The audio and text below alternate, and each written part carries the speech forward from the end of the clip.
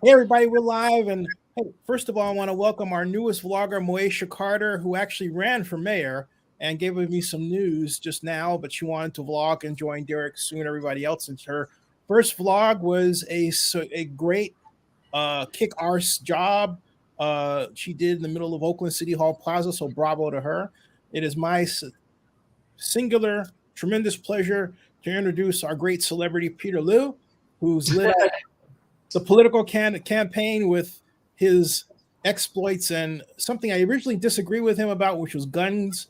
And I have to say now, actually, Peter, I agree because of just all the crime, man. Absolutely.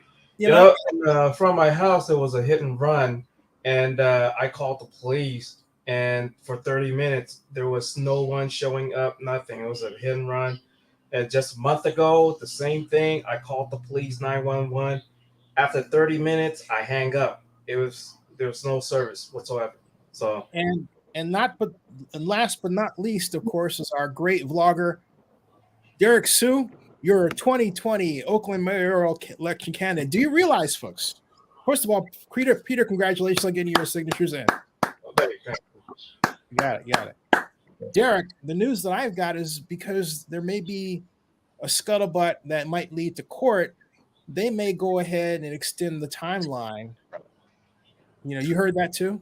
Yes. Let's get that out of the way. Hey, Peter, how was your dealing with the city clerk's office? it was hectic. I mean, the from 2018, I have problems with the clerk. I gave them my candidacy statement. The clerk read it, counted the words, and next thing I know, when it was published, the official voters guide didn't even have my statement on there. It was not published at all. And when I go to the city clerk's office and ask why was that, they gave me no answer whatsoever. They said I have to refer this matter to the city attorney, and I ended up filing a lawsuit against the city. But somehow the judge said that was not even worthy of First Amendment. They don't care. It was just like the city could have the power to do that. I mean, it was just astonishing to me that this would happen. Um, I asked them who was responsible for Canada's statements. They mentioned nothing. They said they couldn't say anything. I have to refer this matter to the city attorney, and it was just outright ridiculous. All right, so and now this year, they told me the same thing. It was August 17th deadline. Obviously, they gave me a handbook on page I think it was 22 that says the if there's no incumbent in the race, then the deadline will be extended 5 days to August 17th. So Yeah, and I there's no incumbent. Yeah. yeah, that's why I turned in my nomination signatures early on August 8th, so it'll give them like 70 up to 72 hours to notify me if there was any deficiencies. Mhm. Because if there was any deficiencies, I could supplement additional signatures to by deadline to meet that.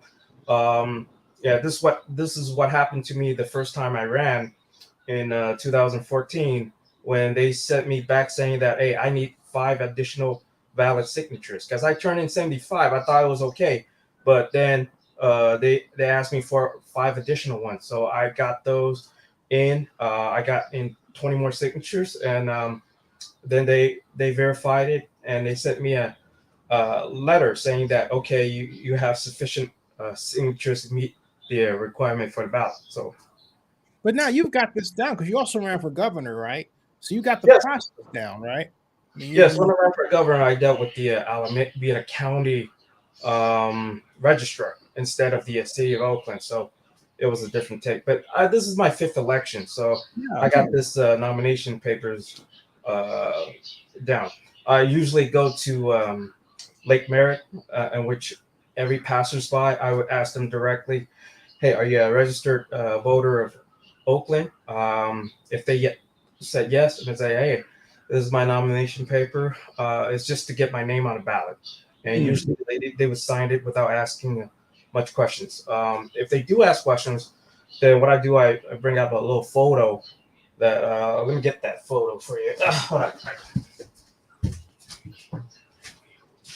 How you been, Derrick? Oh, I've been doing really well. Yeah, it's been busier than I expected to be with a turn of events. We'll get to that in a second after Peter comes back. I want to keep the focus. Hey, if you're watching, welcome to Zennie62 on YouTube.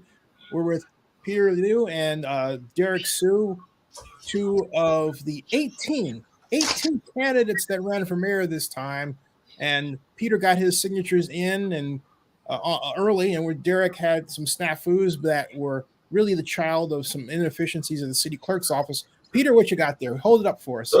So this is a picture of Oakland, like San Antonio Park, like before picture, and after Lou was mayor. This is what I'm gonna do: installing skate rings. Hold that a little closer. Slides, lemonade stands. Can you bring that closer to the screen? Yeah, hold it up. Yeah, and raise it up just a little bit.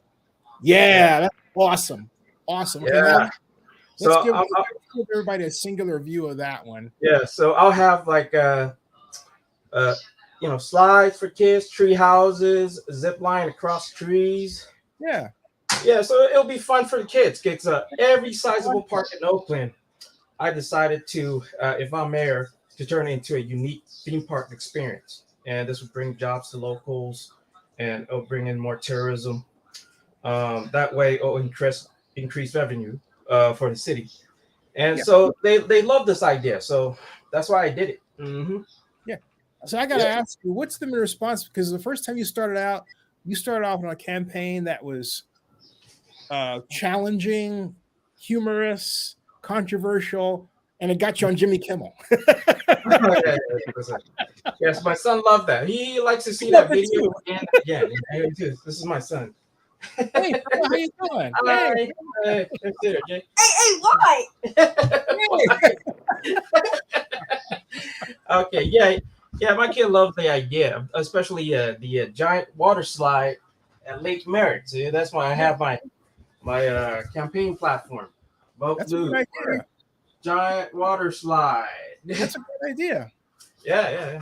Something for the kids to do is really important because absolutely. Right now I have to like drive my kids to a park. It take 40 minutes to Great America or that Concord Hurricane, Six Flags. So it's gonna be a long time, like up to Vallejo. So if with these gas prices, even a multimillionaire like me, hey man, it's jumping a bit. So that's why I have this great plan to turn all sizable parks in Oakland into unique theme parks, so we can have entertainment for the kids right here. They don't have to travel that far. It'll be a great place, especially that area in between that courthouse and the restaurant. That's a great place to set up a giant water slide, because then people could come by BART. This BART is just like 2-3 blocks away, and it'll be bringing more revenue. That's a great idea, because in the 30 years plus I've been involved in Oakland, half my life, actually 35, 36 years I've been involved with Oakland politically. We have never taken seriously the need to entertain kids at all. And I remember Oakland, the Oakland Festival at the Lake in 1994, on the Sunday of the NBA Finals, pitting the LA Lakers against the Chicago Bulls and Michael Jordan. There was a group at the Golden Bear watching it, standing room only. But what happened was, outside, the Festival of the Lake was wrapping up, and you could see, because I came out of the Festival of the Lake as a volunteer, and there was a group of kids who looked like maybe young black teenagers on one side, Oakland police on the other, and the police were looking at them like they were wanting to face off, and they didn't need to do that. But what got me was the time was at 6:00 in the evening, and me and Phil Tagami, my longtime friend, we went to the Adams Point Preservation Society and said, we need to extend the closing time to 8 because the kids have nothing to do. you got a window between 6 and 8 where the sun is still out, and you're asking for trouble. And they said, no, nothing's going to happen. We're going to be fine. And something did happen over on Parkview Terrace.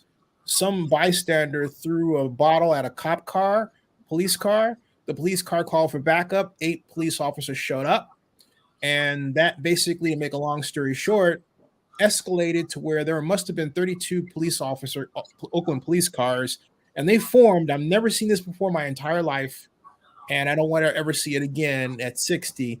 An entire sweep of police officers, like a giant human broom, the width of Grand Avenue, going on outside as the NBA finals were going on inside.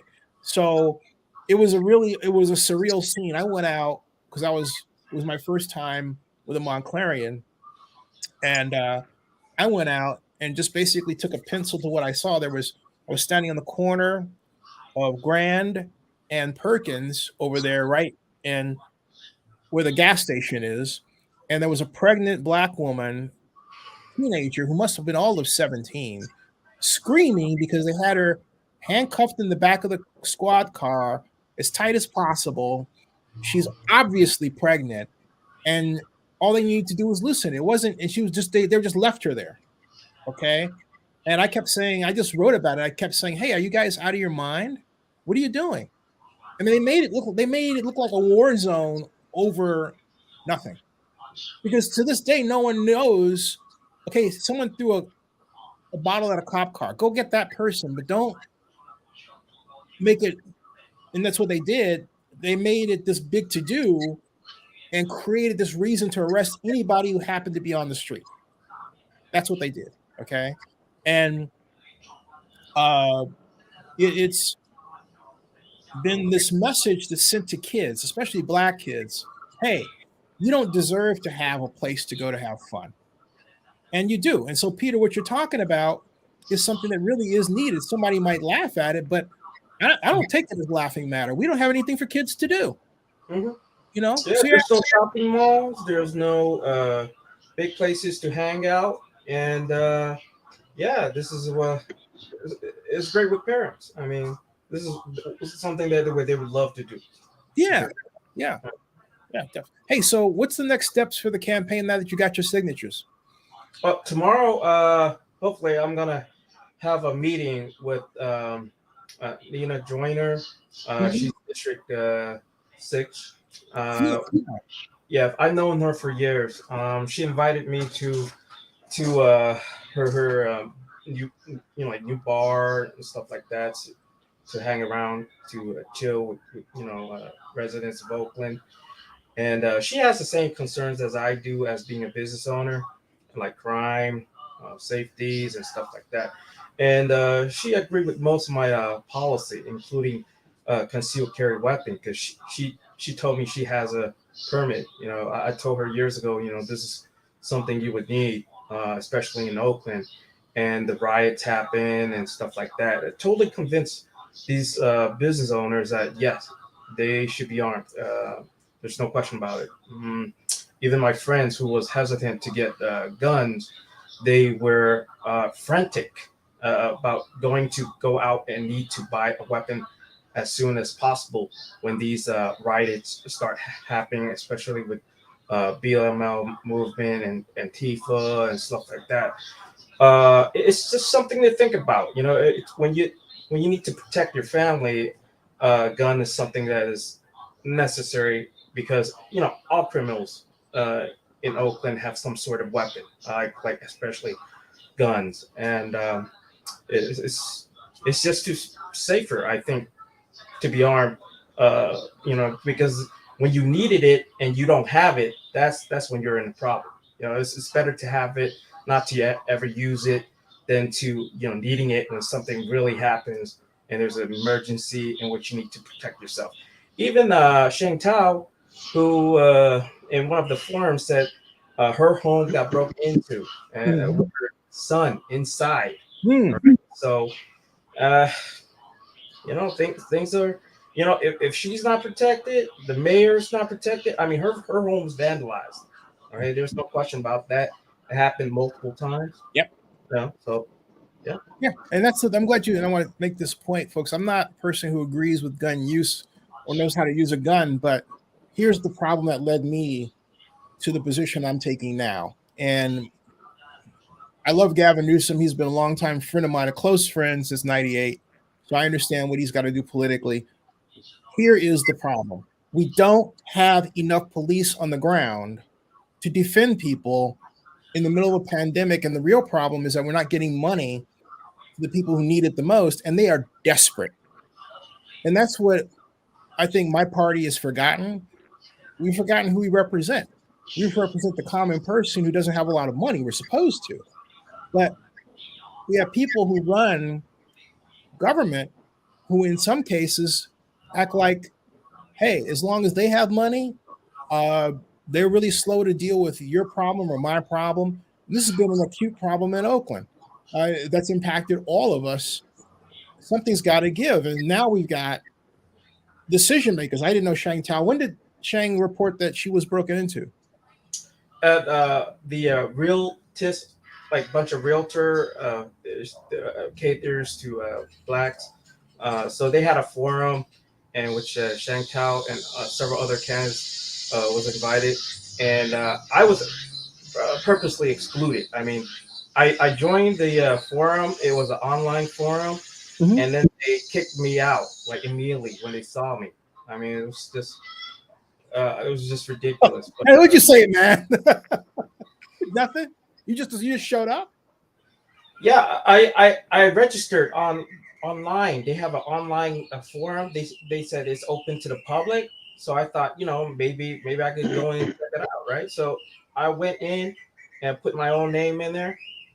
Joined the debate, and at the start, the moderator or wherever just kicked me out for no reason at all. No reasons given, and I assume they know me. That's bad. That's what is wrong about how this is done as a whole. I have maintained that anybody running for mayor should be talked to. The only reason I didn't reach out to you is that he don't want to talk to me. But then I thought this time I want to talk to this guy. I want to meet this guy because and so I overlooked all that because I have this powerful belief. I talked to Jesse who ran last time. Remember, Jesse was a great guy, and we did a lot of great videos. But you learn about your city by talking to everybody, and I think more important, listening, right? Listening. And that's why I do this, because I don't like forums where you have just these council members that just got there. They just got there and they're holding their own forum like, oh, the rest of you guys don't belong. It's like, come on. That's ridiculous. But Shang got broken into. Raina Rickles, who's been a longtime friend, was the victim of a home invasion. These are people who are longtime names in the county. In Oakland, that are being harmed by this crime. And the reason why Ignacio is my number one is because he comes from a time when we weren't so much left and right as we were just making government work. And I've known him for 35 years, something like that. And look, over those 37 and 35 years, we've been on opposite sides. I remember when I was that close to having an agreement for the NFL to sign the use of the Coliseum for Super Bowl bid, and they had a meeting behind my back with CEOs, but I'm the guy who designed it. They could have called me, right? So, and that was Ignacio that did that. And I was mad. And I remember he gave me a ride back to City Hall. He goes, I have to tell you, this was after they voted an action, no action to my bid request, or for them to sign the contract with the league. And he said, you produced the only positive news we've had about this whole thing.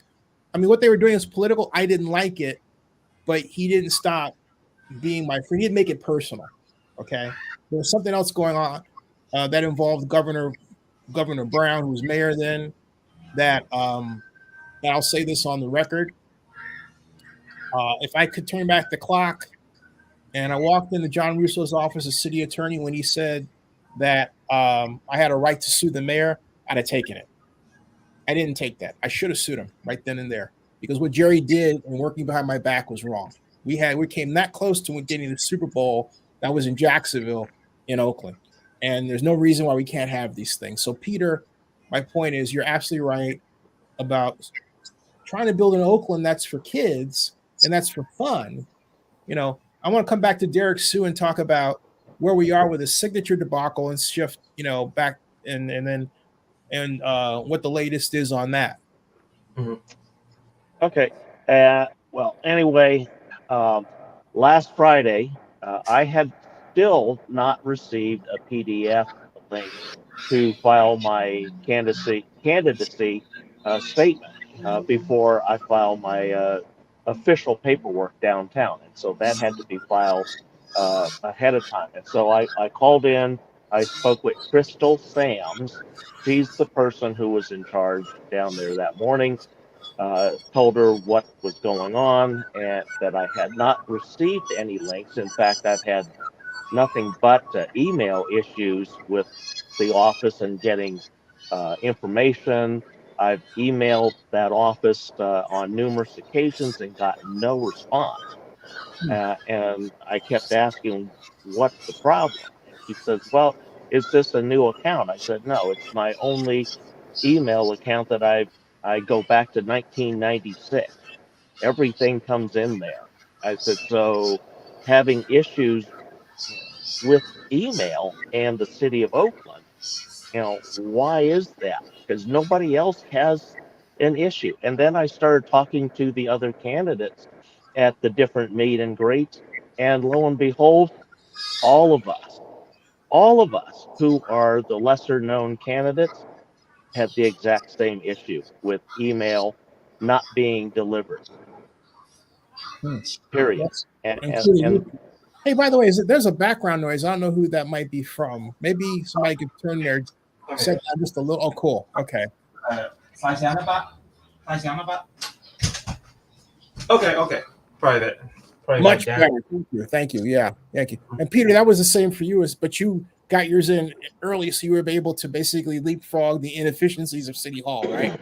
Yeah. At first, I went with the blue paper that they gave me that I write with the statement by handwriting. So I wrote it out on handwriting, and I gave it to the clerk. That's when she said, "Oh, you're supposed to turn it online to our email." I was like, "Huh? That's something I haven't heard about because it's just I just follow what the instruction says on the blue book, and it well." Short. They sent me an email line link, and I typed in all my information again, and then I wrote out the nomination. There was 20 nomination signatures, sponsors, that additional requirements that they have. So I wrote it out, and then I sent it back along with a photo, and that was that. But this it was the link that they sent me on the 26th. I didn't even realize that they sent it to me. It was like in my mailbox, but I get like hundreds of emails a day, so they told me to go back to search my email. Yeah, it was right there, July 26th that they sent it to me. Well, it was originally, they should have given me at the nomination on July 18th. Yeah, so that was like a several day, few weeks between that and then. So what they ought to do, I think, just off the top of my head, they ought to set up a portal for each candidate that qualifies, and the candidate can go to that portal and get their information rather than having that. They can get the email in their standard email account, but they can also have the portal and be instructed to regularly visit their portal on a daily basis to get news, updates, videos. They got online meetings, the whole 9 yards. That the city ought to make it so that it's more exclusive for the people that are running for these offices, mayor, council members, all of them, because the way they're handling it right now, it's just not working properly. Hey, Peter, I want to shift gears and talk, since we have you on, tell us what about your campaign. Talk about why people should vote for you. My handle for this year is entertainer. So I'm here to entertain people. Uh, a lot of people like my idea. They think it's unique. You know, when I say, "Hey, I want giant water slide at the lake," and they're like, "What?" One of the citizens just said, "I was just thinking about that, just like yesterday." I was like, "Heck yeah, sign here." What about Howard Terminal? What do you think about Howard Terminal? I don't think it's gonna happen. I think the A's will eventually move to Vegas, even after the flood. You know, I think they will want to go there. The plane's just not viable. There's no parking. There's no. It would be just very distractive to the whole what's called a environment there. Mhm. So I don't see it happening at all. Yeah. What if Major League Baseball, for whatever reason, decides to stay the course in Oakland, and you become mayor? What would you do regarding Howard Terminal? Well, first I would see what kind of ways we could mitigate some of the issues that the current Coliseum has, you know, in terms of the restrooms flooding and so forth when there's heavy rain. Um, we would try to come up with some engineering plan to fix the place. I mean, I think it's a great location right now, as it is, the Coliseum. The freeway is right next to it, and there's huge, ample amounts of parking. You can't find that with the Howard Terminal. Nowhere close.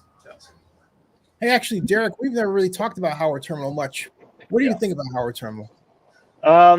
I'm also one of the non-supporters of Howard Terminal. However, if all the paperwork and everything was at the point where if I were to become mayor, I would go ahead and sign it forward because it had progressed to a point where it's a contractual obligation at that time. And but if there was a possibility that I could move it to a superior site where there was a virtually no conflict, and then we have a good ingress and egress to nearby freeways would be a plus for everybody.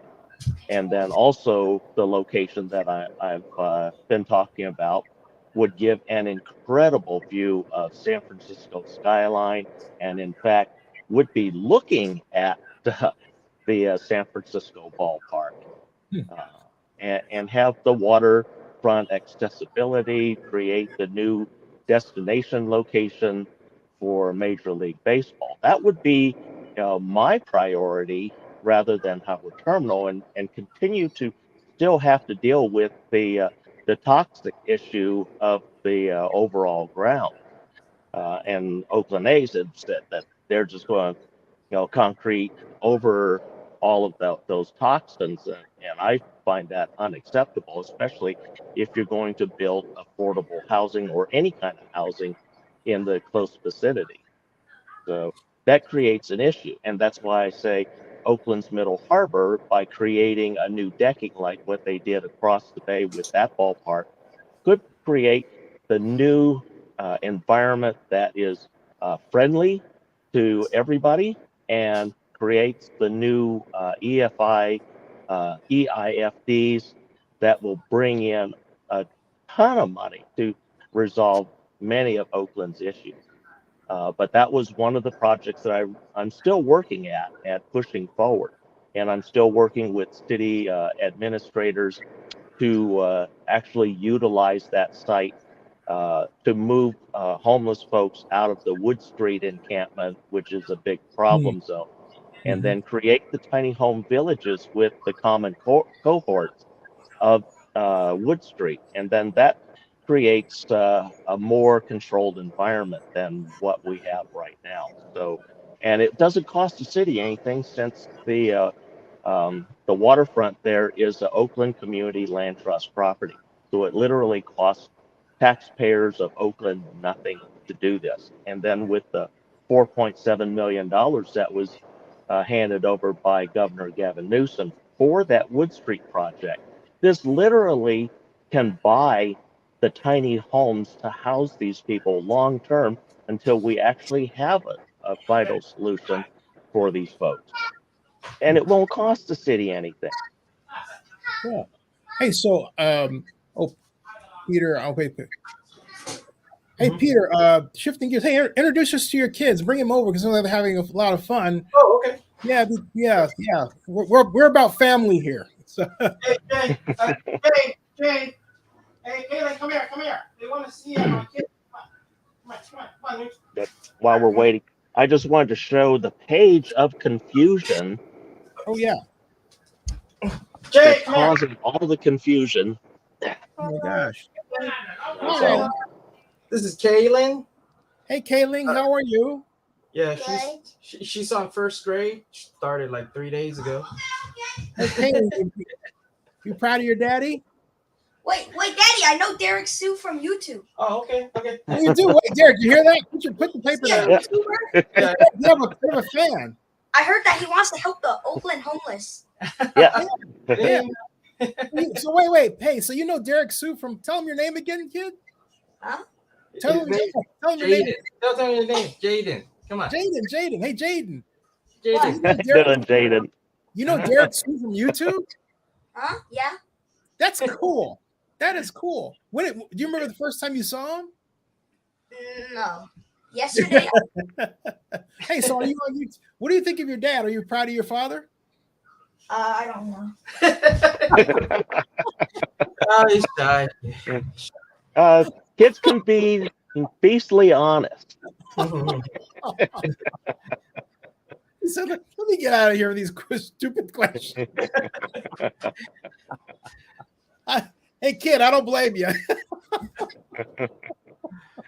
Oh, Peter, you're in seventh heaven. I'm jealous. What do you? How long have you lived? You're born in Oakland, right, Peter? No, I came here when I was 7 from China, mainland China. So this 1987. So I came here, went through the elementary, middle school, and then high school at Oakland High, and then went to college at University of California at Santa Cruz. And afterwards, I went to the military in the Army. Oh, thank you for serving our country. Yeah, I went to the Army as a journalist. This was 2003, right when the war in Iraq was happening. So I was sent over there to handle public affairs. So all the VIPs that comes through the theater. Whoa, I got to ask you a question. You were sent over there to do public affairs during the war in Iraq. Yes. Okay. What kind of? I mean, were they asking you what were they asking you to say about the war? Was it propaganda? What was going on? Give us a picture that you don't. I didn't know that. I had no idea. Did anyone ever ask you about this before, Peter? No. This it's. I wrote it on my website. It's Wiley. On my the Wikipedia. But as a journalist, in public affairs, my duty is to take in these VIPs like Arnold Schwarzenegger, Bruce Willis, and like dozens of celebrities, and I take them around to take photographs, take pictures, and they give some speech. And my job is to maintain control over the soldiers of what they should say or could say on the media. And I would have the authority to tell them, hey, this is not something you should disclose. There are some media tours. We go into sensitive areas in which war was happening. So I couldn't let them like take photos of the actual place that the soldier were staying, in fear of terrorists might gotten the information of where our location is and they would attack. So I control that, maintain that aspect of the media. And I did that for almost 2 years. And then I wrote an article entitled "The Call for Peace and Prosperity," in which the president didn't like it out. So it was an anti-war article because I interview a lot of soldiers, especially low-ranking soldiers who got sent to the Middle East, and they didn't know why were they fighting. They didn't know why they were there.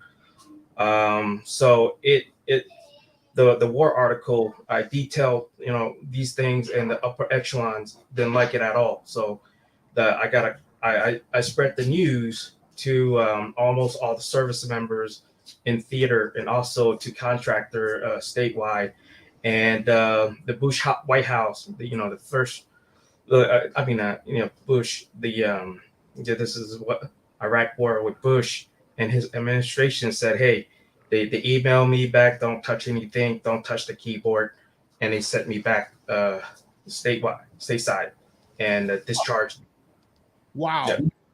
Wow. Hey, did they, before that action, how did they work with you to get a soldier not to disclose something? Did they give you a list of saying, okay, well, here's where we are, but you can't say this? Or how do they do that? I deal with the media too. It's mostly me controlling the media, the civilian. It's sometimes they would bring their cameras, and if it's recording or not, like if it were in a sensitive location, we have it turned off. If there is a risk of biological attack, they would have to have masks readily to put on in case there was chemical warfare. So that type of thing, I would advise. Yeah, so basically, if I understand it, you knew what was going on in terms of where the bad areas were. You were bringing them in. You're sort of like the tour guide. Like, okay, you can't do this because otherwise, this is going to be something that we don't want them to know, right? Something like that. Yeah. We would travel with the media on helicopters, on Humvees, and so I'm like their personal protection, like part of the bodyguards of the civilian media as well. Yeah. That's fascinating. It sounds like you could write a book off that alone. There's two, to me, just listening to you, it sounds like there might be two different Peters. The Peter that went into the military and the Peter that came out. Is that a fair question? And how? Yeah, I went into the military thinking I would see the world and what's really like. And I found out that, hey, if you want to tell the truth, sometimes the military wouldn't allow you to do that. Because to them, having a line of soldiers to take orders is necessary to carry out that function. And I didn't felt like it was a good fit. So in terms of them kicking me out, they did what they had to do, because as a journalist, I had to speak my own mind, and of that, the other soldiers who are not represented, because they couldn't speak for themselves, and because it was delegated to me, and I felt it was necessary that I wrote that anti-war article, because these soldiers were getting killed, and their families back in stateside doesn't know what happened. Didn't know how they died. Sometimes we would have to tell them something that I won't know. They would, families would ask questions, hard questions. How did their soldier die? And sometimes it could be friendly fire. That's not something that we want to disclose, but we must have. And the truth is necessary. Wow, that had to completely alter your look at the world, knowing that. And then what happened with you with the president? How did that impact how you look at the government? I learned a lot about government. In terms of secrecy, they kept a lot of secrets. For one, we're not there to liberate the Iraqi people. It was mostly about oil, and the forces that were there, the U.S. soldiers and the Marines, they were protecting oil infrastructures rather than in the cities where they are, having crowd control, riots. They don't care about that. They just care about the oil. There was a plan that they want to build a pipeline from Kuwait all the way up to, let's say, France, Right. England, and the pipeline is something that Saddam disagreed with, Uh, no. It was there was a king in Iraq prior to Saddam. There was a king. The king disagreed with the pipeline, and he was dealt with. Uh, they installed Saddam, like the CIA wise. They installed Saddam to get rid of the king, and then they could have permission to build this pipeline. But a lot of Huh. people were stealing it.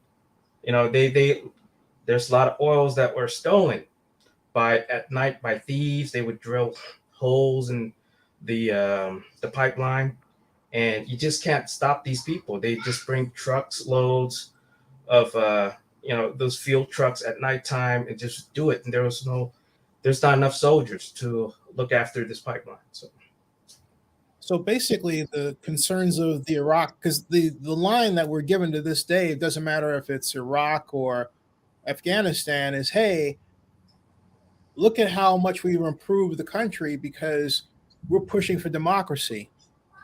But you're saying that was never really the concern. Nope.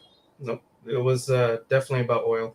Everybody's like most people in the military would acknowledge, yes, it's all about the oil. It was never about democracy. It was never about that. And yet that's the song that we're presented. That's the song they sing. It's hey, we're trying to advance the cause of democracy around the world. You're saying that's complete BS. Yeah, that's BS. Same thing happened in Libya with Gaddafi. They took him out, and now the state is in shambles. They're having slavery again over there. Yeah, so it's horrible. So how does Derrick? Did you serve in the military as well? Well, I served alongside the military. I didn't serve in the military. I worked in the high government portion with NSA and Department of Defense. So I worked alongside a lot of these Tier 1 soldiers on field operations. All of my work was on a need-to-know basis and referred to as compartmentalized information. I worked in one of the very first counterterrorism units in the United States, and what we were was the mirror image of the terrorists that we were targeting. And so our goal was to identify the characters, infiltrate, gather intel, and then the final operation is removal. And then we would do that in a very quiet manner, and it's all off the records. And folks like me who served alongside the military as an independent contractor to the United States government, we are not recognized as veterans, even though we had the same exact training, we had the exact same camaraderie, but we are independent. And this gave the United States government plausible deniability if we were captured in the course of our duties. So hey, that's Peter, what I did for years. I'm curious, first of all, Peter, do you still have a security clearance? No, they took that away. I had a secret clearance. Taken away. And what would have happened to you if you had been captured along the lines of what Derrick was just saying? I don't know. I wouldn't want to think about it, but Thank God. Thank God. Hey, so given what you've experienced, what do you think about, and I got to ask, what do you think about our pulling out of Afghanistan? And if you were president, how would you have done it? First of all, I wouldn't have done it in such a hurry state. I think there was something going on with Biden, Hunter. It's just weird how they did it. They put back the control of Afghanistan to let's say the Chinese. Mm-hmm. Now the Chinese operate the airports in Afghanistan. They have mineral control over that region. It's why the U.S. was in their first place for the cobalt, additional precious metals that couldn't be found anywhere else. And that's why Afghanistan was such a value asset. It also has oil, in which the local populace, they don't know how to drill. They don't have the technology, and the U.S. had it, but now China is in control of the region. So We have to have another segment and just talk about that aspect. And I'm going to come back stateside, as they say. That I'm glad I asked, Peter. That's news right there, what you just brought to us, particularly regarding Saddam and Iran, and that's the reason why they took out Saddam was the Iranians called Saddam's wife a 2-cent whore, and that's what started the war when Saddam sent in these missiles filled with anthrax or mustard gas, killed like 50,000 Iranians, and the supply that was given to Saddam was by the CIA.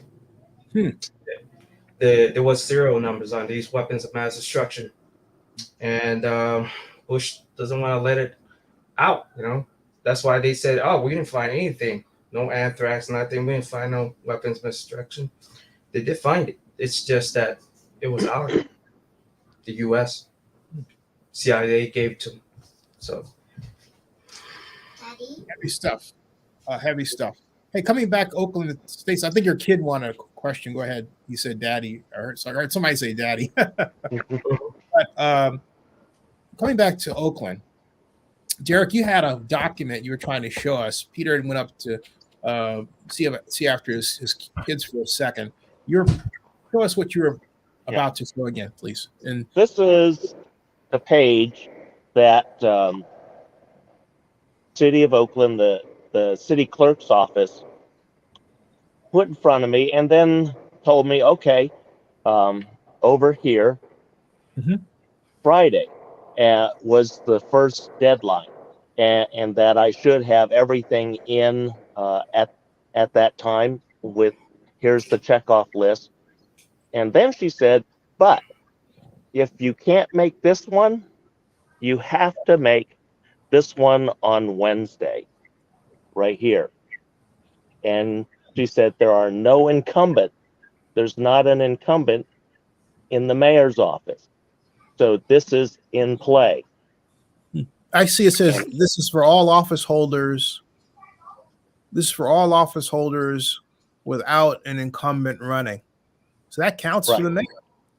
Yep, because there was no incumbent mayor in this case. But yet the city clerk's office is enforcing that Friday deadline at 5 o'clock. And they right. I had someone from the city administrative office tell me that the deadline was Friday and not today.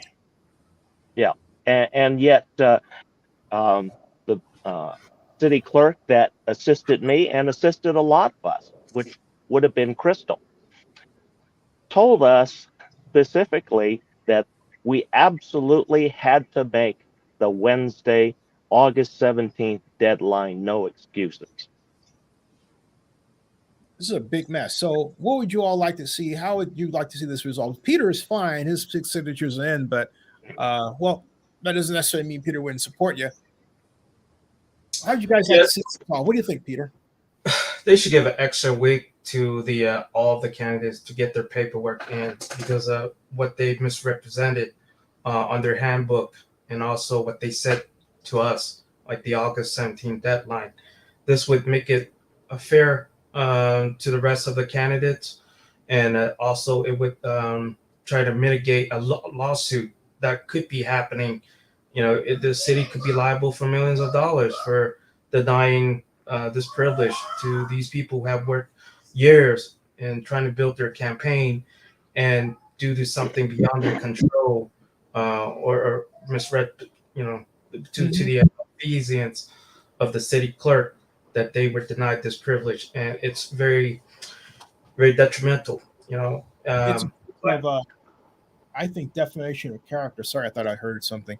To me, it's a form of defamation of character mhm. to set people up that way. Yeah, yeah, absolutely. I mean, I was very hurt when my candidacy statement didn't appear in 2018. I got a blank space next to my name, and I got calls from my supporters, and they say, "Hey, why didn't you put a statement? It was like free, and like why didn't you put?" They think that I screwed up. I was like, no, this is like something that the clerk did, and they didn't even tell me about it. So, Derrick, what do you think? Yeah, I've experienced the same thing. The day, Friday, August 12th, I had to call into the city clerk's office to get my PDF file so that I could file my candidacy statement.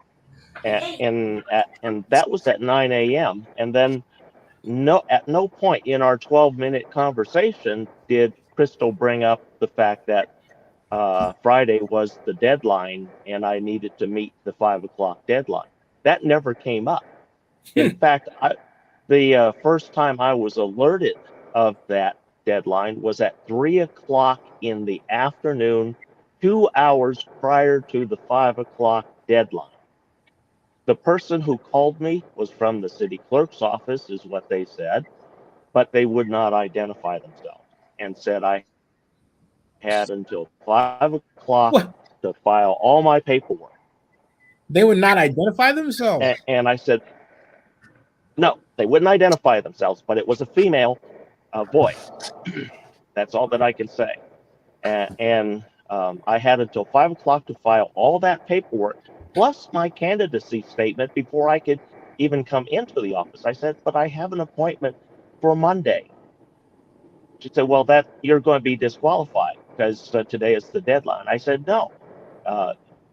The lady Crystal Sams over there told me specifically, if I miss the Friday deadline, I have until Wednesday, August 17th to complete all of my final filing. And she said, well, that's wrong. And I said, how is that wrong? She said, because there's an incumbent in the race. I said, how is there an incumbent in the race? Mayor Libby Schaaf has termed out. She said, here's the God's honest truth of what they told me.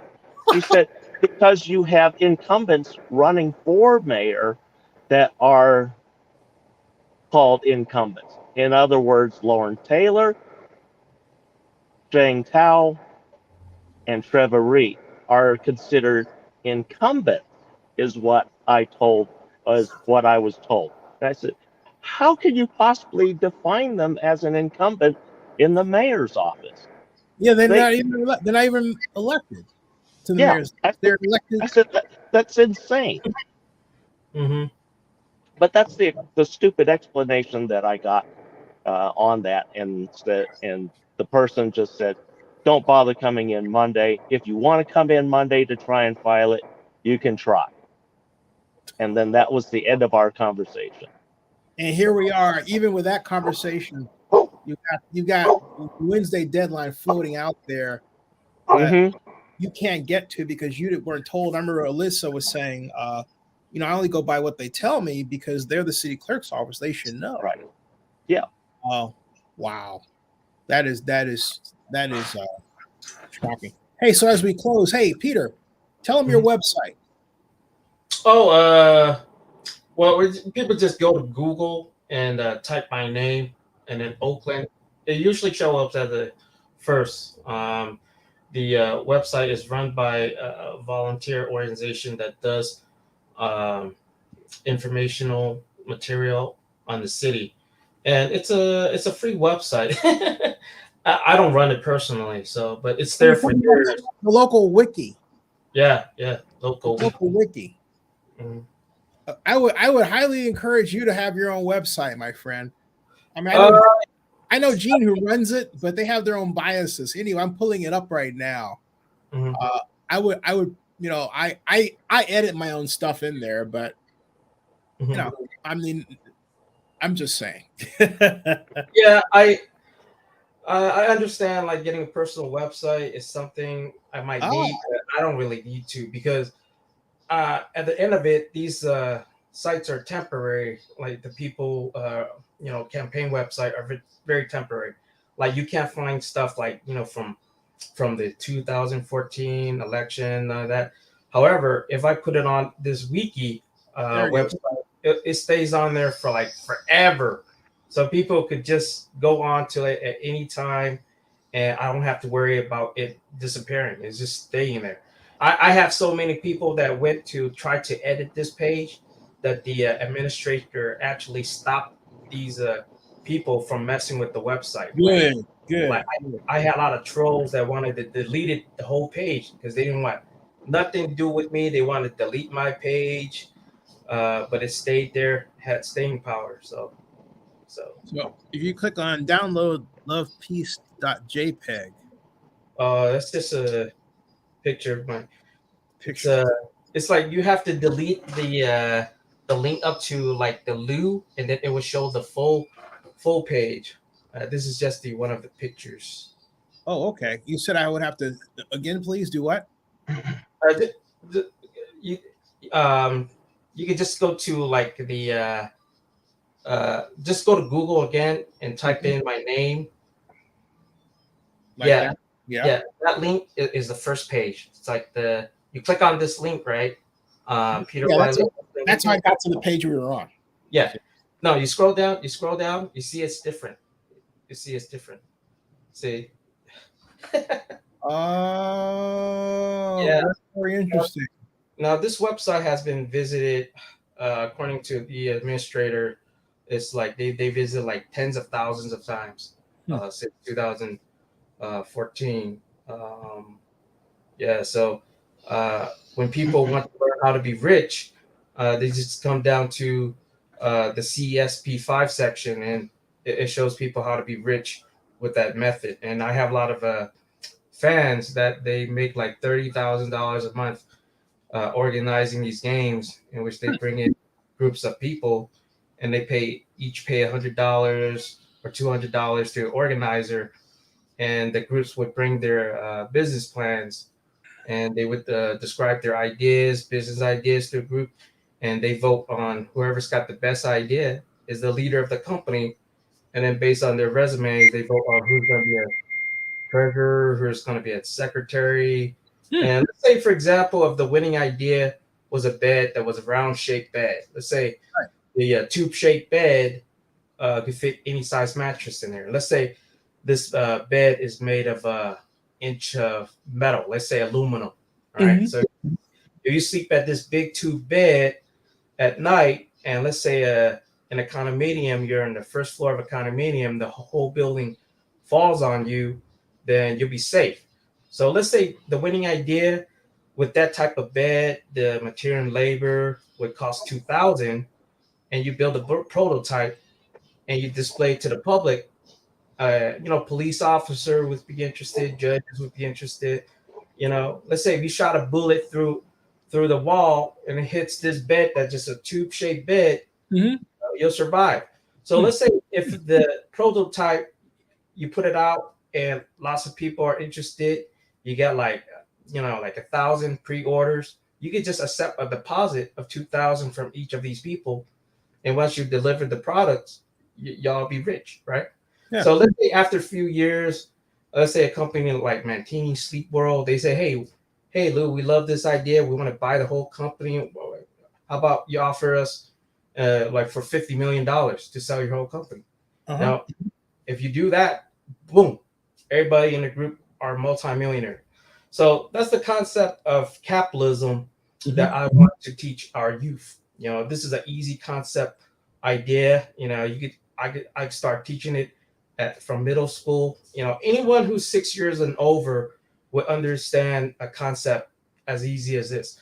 So that's why I have fans. They organize these games, and they're making like $30,000 a month just by organizing these games and charging people money for it. And it's an easy concept to understand. So, hey, folks, check it out. Hey, here's Peter with Arnold Schwarzenegger. This is from your time representing us in Iraq, right? Yes, this is Kuwait. I Kuwait. camped out Kuwait. This is the first day that he came, and this is what in 2003, just when Davis was recalled.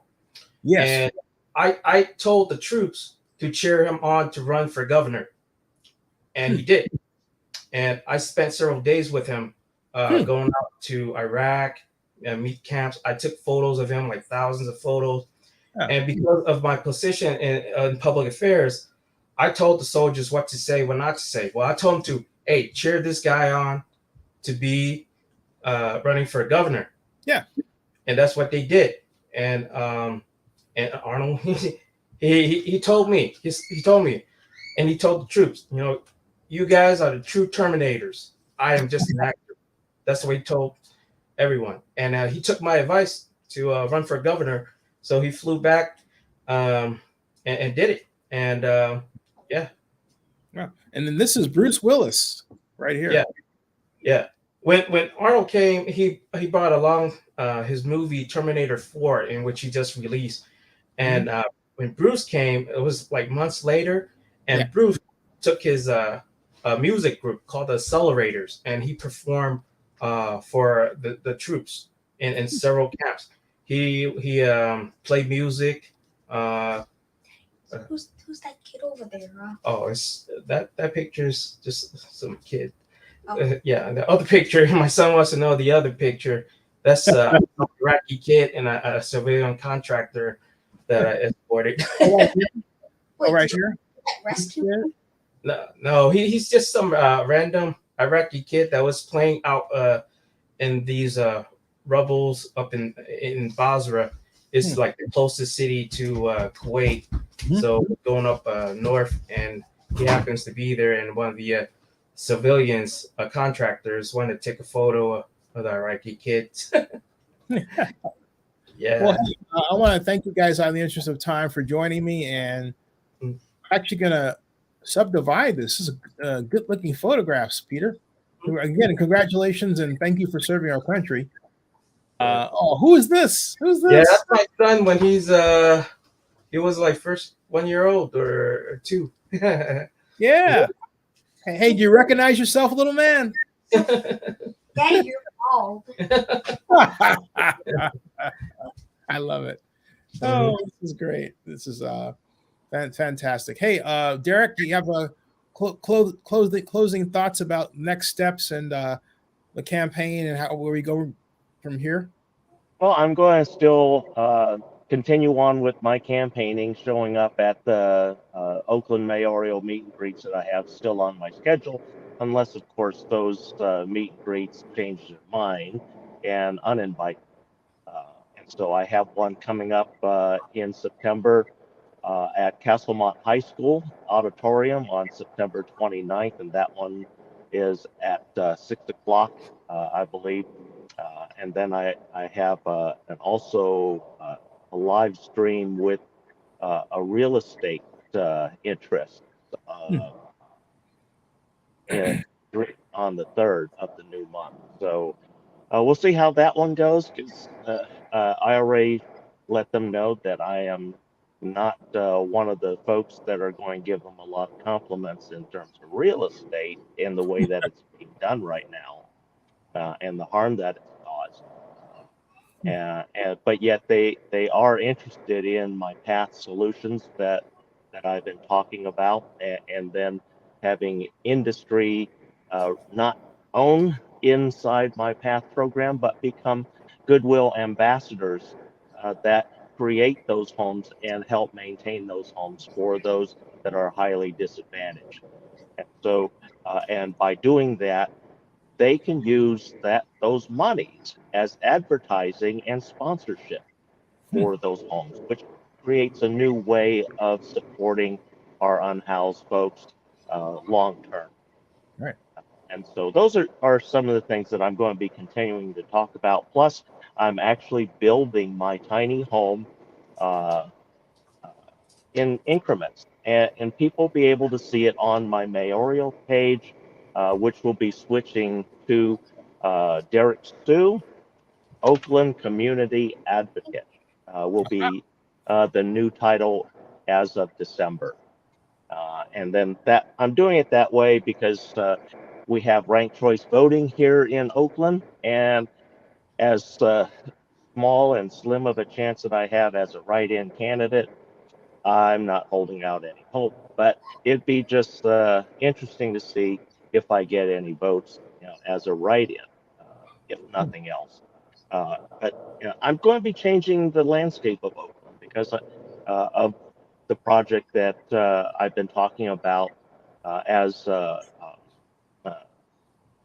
working kind of undercover with DEA, Oakland, Alameda County Sheriff's Department, and local law enforcement to shut down one of the biggest historic illegal cannabis grow in the entire Northern California region.